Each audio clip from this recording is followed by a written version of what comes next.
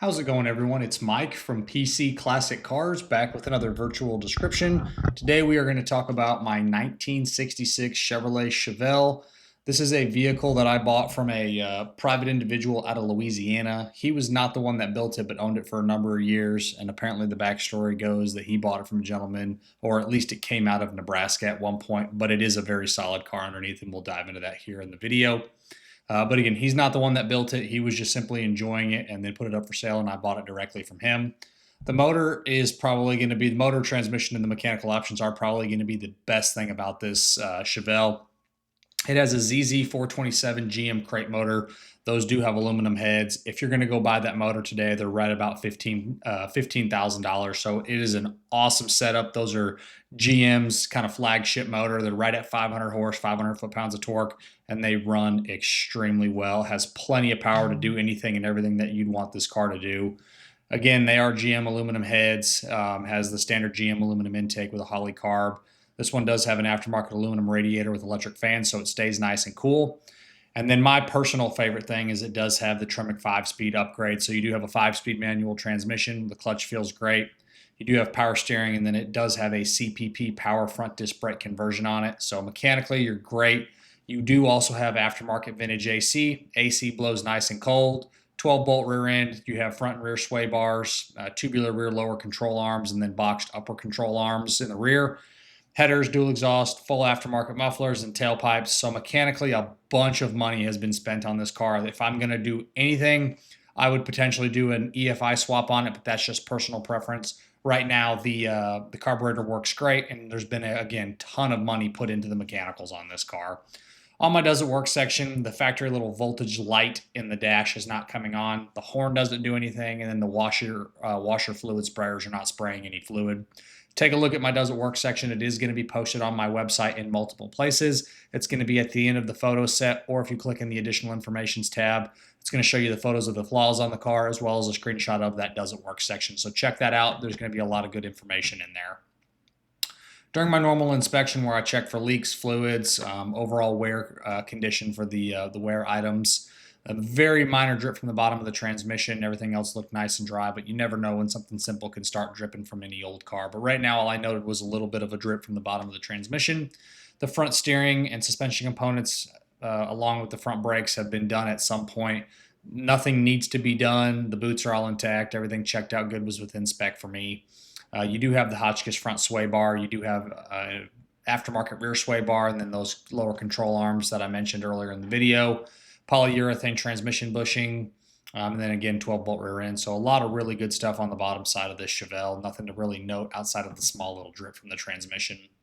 On the exterior, code F Marina Blue. It is the original color. Has been repainted, obviously. Don't know when the cosmetics were done. Has some dings, has some little chips and little flaws here and there. On the back tail panel below the trunk lock, there's a couple little bubbles in the paint there.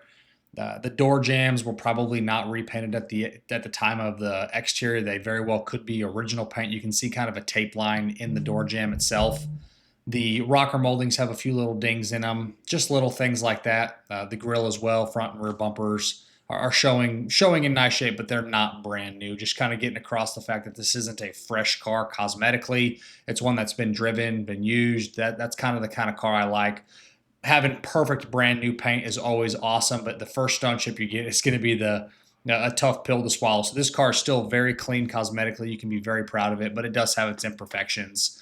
Has brand new 15-inch torque thrust D wheels with 235/60 and a 255/60 tire.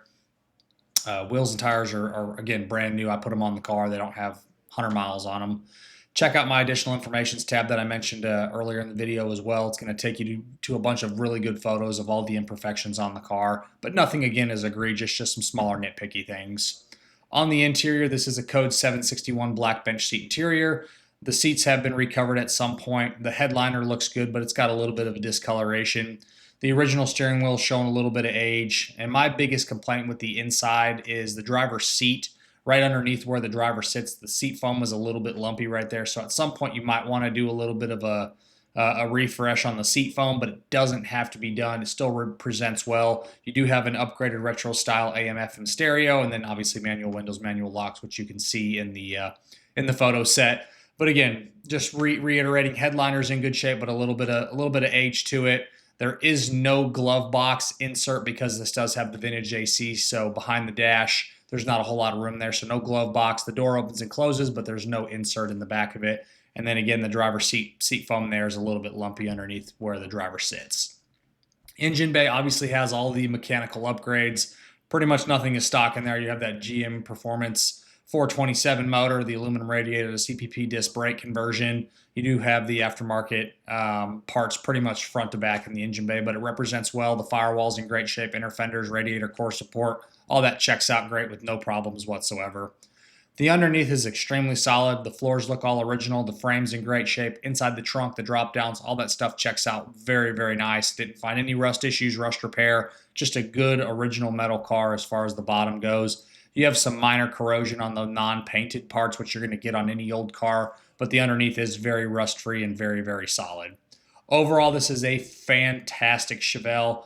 Mechanically, it is spot on. Everything that I'd want to do to one. You have that GM Performance crate motor. It's a 427. They make 500 foot-pounds of torque and 500 horsepower.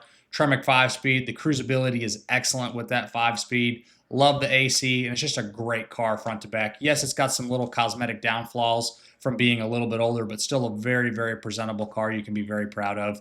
As always, I appreciate y'all stopping in to watch another one of my virtual descriptions. Make sure you check out the test drive video along with the additional informations tab on my website, pcclassiccars.com. I'll catch you guys on the next virtual description and hope you have a great rest of your day.